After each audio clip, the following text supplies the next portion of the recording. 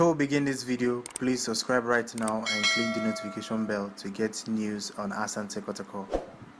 Hello everyone, welcome to the Daily Porcupine. Ahana wo pekotoko ho nsem nyina ese wo ba ha sei. Nti se won subscribe ya di kan subscribe. Na emom mema remfi. Hete adoma no se de ya ayi bia ba ubetimi anya ne ntentem. Your last 2 matches here she go into no Intala se ne omo bo nyame bo china ne de na je se na mo cha de hia goals because ye team go ache into no starting 11 no ye be hwe se coach e be maintain na bia wa sisa ba kwa na me no bi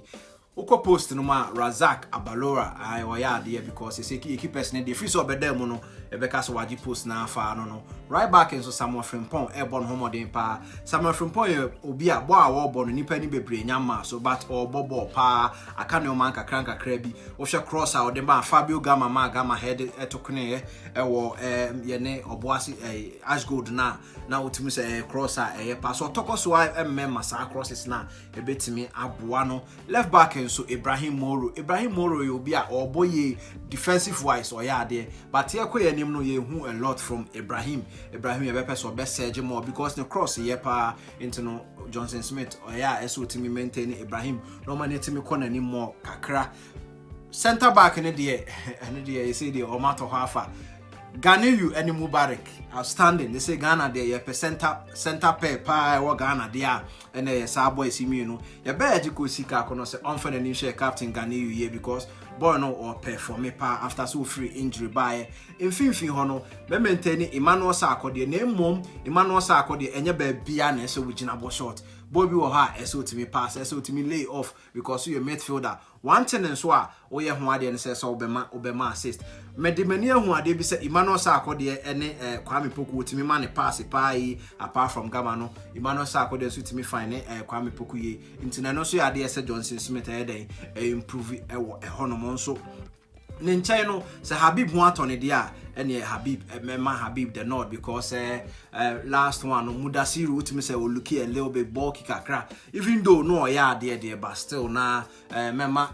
Kwame mema Habib Mohammed the North na Habib Ashase so Habib ni ho de ene maintain sa akode ene Mudasiru na okọ flanks ho na Christopher Nete a player they say we're free two aba wings or yeah Juane pa ni energy level no dia manage hu ye pa but I can't finish no akaka krabi na Christopher abe player na ye hwehwe no okwa left one so dia ankabema Augustino Kra asha say even though ye ne Ashgold no show some flashes big akra there but oni team ni training ache into no ye be pardon no for ye ne Ashgold match na emom ye ne inter allies ne de ebe expect say obesha ase na okwa ni mo so dia ya bo Kwame Poku ene Fabio Gama na afuto kakra de be makotoko players say omunya bo a omo hwehwe Gama because guy no ekra creative talent ube baby a will be obetimi sport even though any time bia no boy be bad there but